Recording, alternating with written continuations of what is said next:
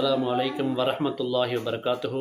அல்ஹம்துலில்லாஹி ரப்பில் ஆலமீன். வஸ்ஸலாத்து வஸ்ஸலாமு அலா சய்யிதில் அன்பியாஇ வல் முர்சலீன் வஅலா ஆலிஹி வஅஸ்ஹாபிஹி அஜ்மஈன். அம்மா பஅத். கண்ணியத்துக்குரிய இஸ்லாமிய பெருமக்களே, துர்ரத்துன் நாசிஹின் என்ற கிதாபிலே பயானு ஃபி அலமில் மௌத் என்று சொல்லக்கூடிய பாடத்திலே ஒரு சம்பவத்தை எழுதுகிறார்கள். ஃபாத்திமா ரலியல்லாஹு தஆலா அன்ஹா அவர்கள் வஃபாத்தான பொழுது அவர்களை நல்லடக்கம் செய்வதற்காக 4 பேர்கள் அந்த ஜனாதாவை தூக்கிச் செல்கிறார்கள். ஃபாத்திமா ரலியல்லாஹு தஆலா அன்ஹா அவர்களுடைய கணவர் அலி இப்னு அபி தாலிப் ரலியல்லாஹு அன்ஹு அவர்களும் அவர்களுடைய பிள்ளைகளான ஹசன் ஹுசைன் ரலியல்லாஹு தஆலா அன்ஹுமா அவர்களும் அபூ ஸர் அல் கிஃபாரி ரலியல்லாஹு தஆலா அவர்களும் சேர்ந்து அந்த ஜனாதாவை தூக்கிச் செல்கிறார்கள்.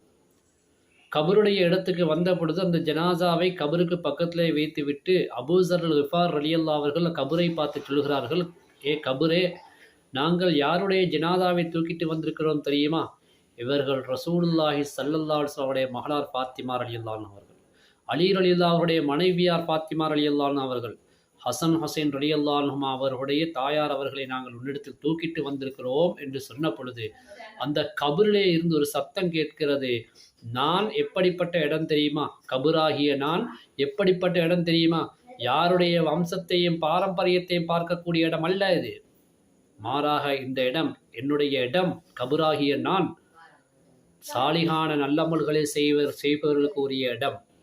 இந்த இடத்துக்கு வரக்கூடியவர்கள், கபராகிய என்னிடத்தில் வரக்கூடியவர்கள் சாலிகான அமல்களை உள்ளச்சத்தோடு பரிசுத்தமான உள்ளத்தோடு செய்தவர்களுக்கு மட்டும்தான் என்னிடத்தில் இடம்.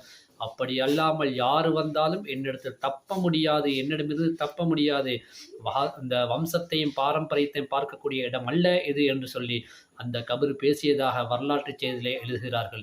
எனவே கண்ணியத்துக்குரிய பெரியவர்களே, முஸ்லீம்களே, இந்த இடத்தில் இந்த துன்யாவிலே நாங்கள் யாராக எந்த குடும்பத்தில் பிறந்தோம், எப்படி வளர்ந்தோம் என்பது முக்கியமல்ல. நாம் நம்முடைய கபருக்கு என்ன தயார் செய்திருக்கிறோம், அந்த அமல்களை நாங்கள் உள்ளச்சத்தோடு செய்திருக்கிறோமா என்பதுதான் முக்கியம். ஏனென்றால் கபருக்கு போனால் யாருமே சொந்த பந்தமோ நம்முடைய வம்சமோ பாரம்பரியமோ வரப்போவதில்லை. நாம் செய்த அமல்கள் மட்டுமே கூட வரப்போகிறது. எனவே நம்முடைய அமல்களை பரிசுத்தமான உள்ளத்தோடு செய்து அல்லாஹ்வுக்கு பொருத்தமான நிலையில் வாழக்கூடிய பாக்கியத்தை உங்களுக்கும் எங்களுக்கும் அல்லாஹ் தருவானாக. நம்முடைய கபரை அல்லாஹ் தஆலா சொர்க்க வாழ்க்கையாக ஆக்கி வைப்பானாக. அஸ்ஸலாமு அலைக்கும் வரஹ்மத்துல்லாஹி வபரகாத்துஹு.